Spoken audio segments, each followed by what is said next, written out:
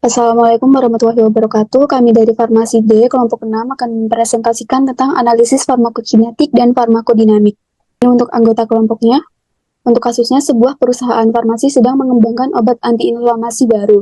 Setelah dilakukan uji farmakokinetik, obat menunjukkan Cmax yang tinggi dalam 30 menit pertama. Tetapi efek antiinflamasi baru terlihat setelah 2 jam.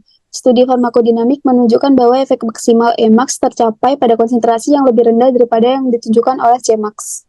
Poin pembahasan yang pertama, keterlambatan Cmax dan efek antiinflamasi yang muncul. Yang kedua, cara menentukan dosis yang optimal untuk uji klinis. Yang ketiga, hubungan FKFD dalam membantu mengembangkan regimen dosis yang aman dan efektif. Inflamasi yang muncul terjadi karena beberapa faktor utama. Yang pertama, distribusi ke jaringan. Setelah mencapai Cmax di plasma, obat membutuhkan waktu untuk mencapai konsentrasi efektif di jaringan target, seperti area yang mengalami inflamasi. Yang kedua, interaksi dengan reseptor. Efek obat bergantung pada interaksi dengan reseptor atau jalur biologis yang memerlukan waktu untuk menghasilkan efek penuh, seperti penghambatan enzim COX pada NSAID. Yang ketiga, proses biologis kompleks. Respon inflamasi melibatkan mediator yang kompleks sehingga meskipun obat telah mencapai target, waktu diperlukan sebelum gejala klinis seperti nyeri dan pembengkakan mereda. Faktor yang mempengaruhi keterlambatan mencapai Cmax meliputi kecepatan absorpsi obat, rute pemberian, metabolisme lintas pertama, pengikatan obat pada pasien plasma, dan desain formulasi yang memperpanjang pelepasan obat. Untuk kesimpulannya, keterlambatan ini terkait dengan proses distribusi, interaksi obat dengan target, serta kompleksitas respon inflamasi, sementara Cmax dipengaruhi oleh kecepatan absorpsi, metabolisme, dan formulasi obat. Adalah cara menentukan dosis yang optimal untuk uji klinis. Tahapan cara menentukan dosis optimal untuk uji klinis berdasarkan studi farmakokinetik dan farmakodinamik.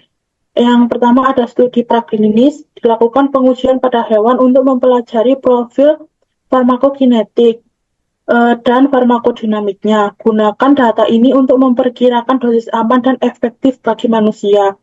Yang selanjutnya ada studi fase 1, uji pada subjek sehat untuk menilai keamanan dan profil farmakokinetik. Tentukan dosis awal yang aman serta dosis maksimum yang dapat ditoleransi. Selanjutnya, studi fase 2, uji pada pasien untuk mengevaluasi hubungan dosis respon. Tentukan dosis minimum efektif (MED) dan dosis maksimum yang masih aman (MTC). Lakukan pemodelan FKSD, mengidentifikasi dosis optimal yang memberikan efikasi terbaik dengan efek samping minimal. Lalu, studi fase 3, uji dosis optimal pada populasi yang lebih besar untuk mengonfirmasi efikasi dan keamanan pada berbagai subkelompok pasien. Hubungan FKSD dapat membantu mengembangkan regimen dosis yang aman dan efektif. Studi farmakokinetik (FK) dan farmakodinamik (FD) memberikan banyak keuntungan dalam pengembangan obat dan penentuan dosis yang optimal. Berikut beberapa keuntungan utama. Yang pertama, optimasi dosis, lalu yang kedua, penentuan jadwal pemberian obat, dan yang ketiga, individualisasi terapi. Selanjutnya ada prediksi interaksi obat, pengurangan risiko efek samping, serta desain formulasi yang lebih baik. Secara keseluruhan, pendekatan FKFD membantu mengoptimalkan terapi obat, meningkatkan hasil klinis, dan meminimalkan risiko efek samping sehingga membuat pengobatan lebih aman dan efektif.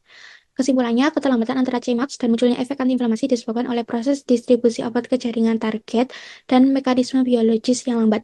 Studi farmakokinetik menunjukkan bahwa Cmax tercapai dengan cepat, tetapi efek maksimal